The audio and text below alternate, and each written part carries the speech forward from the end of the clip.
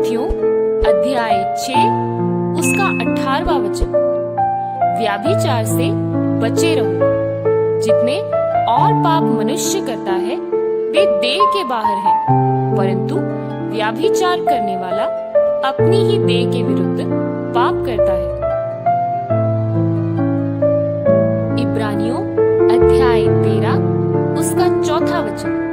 विवाह सब में आदर की बात समझी जाए और विवाह बिछोना निष्कलंक रहे, क्योंकि परमेश्वर व्याभिचारियों और परस्त्रीगामियों का न्याय करेगा। लूका अध्याय 16 उसका 18वां वचन। जो कोई अपनी पत्नी को त्याग कर दूसरे से विवाह करता है वह व्याभिचार करता है, और जो कोई ऐसी त्यागी हुई स्त्री से विवाह करता है वह भी व्याभिचार करता है। मत्ती अध्याय 19 उसका 9वां वचन।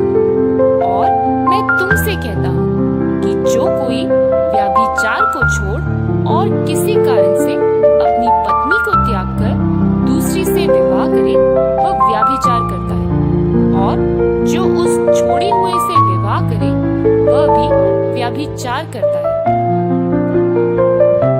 नीति वचन अध्याय 6 उसका 32वां वचन। जो परस्त्री गमन करता है वह नीरा निर्बुद्ध है। जो ऐसा करता है वह अपने प्राण को नाश करता है। रोमियो अध्याय 7 2 से 3। क्योंकि विवाहित स्त्री व्यवस्था के अनुसार अपने पति के जीते जी उससे बंधी है, परंतु यदि पति मर जाए तो वह पति की व्यवस्था से छूट गई। इसलिए यदि पति के जीते जी वह किसी दूसरे पुरुष की हो जाए तो व्याभिचारिणी कहलाएगी, परंतु यदि पति मर जाए तो वह उस व्यवस्था से छूट गई। यहाँ तक कि यदि किसी दूसरे पुरुष की हो जाए तो भी व्याभिचारिणी न ठहरेगी। मरकुस अध्याय 10 11 से 12। उसने उससे कहा, जो कोई अपनी पत्नी को त्याग कर दूसरी से विवाह करे तो वह उस पहली के विरोध में व्याभिचार करता है, और यदि पत्नी अपने पति को छोड़कर दूसरे से विवाह करे तो वह व्याभिचार करती है। मत्ती अध्याय 5 27 से 28।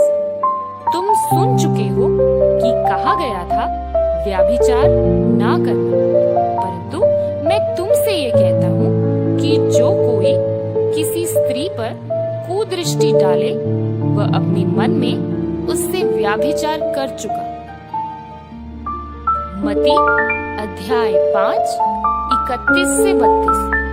यह भी कहा गया था, जो कोई अपनी पत्नी को त्याग दे तो उसे त्याग पत्र दे, परंतु मैं तुमसे ये कहता हूँ कि जो कोई अपनी पत्नी को व्याभिचार के सिवा किसी और कारण से तलाक दे तो वह उससे व्याभिचार करवाता है, और जो कोई उस त्यागी हुई से विवाह करे वह व्याभिचार करता है। पहला कुरिन्थियों अध्याय 6 9 से 10। क्या तुम नहीं जानते कि अन्यायी लोग परमेश्वर के राज्य के वारिस ना होंगे?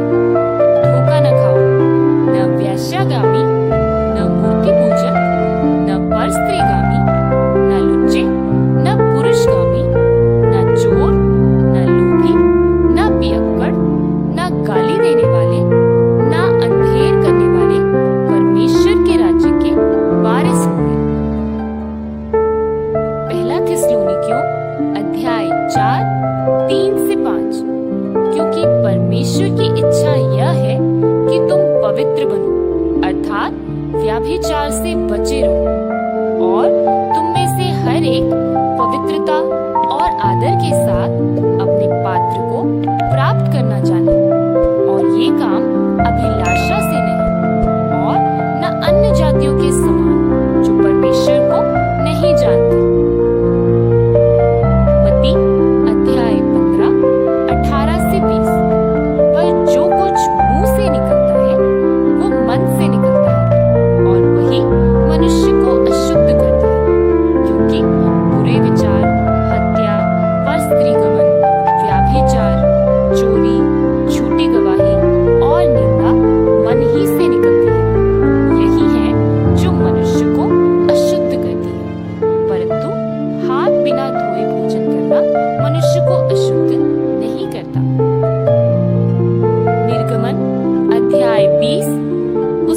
14वां वचन, तू व्याभिचार ना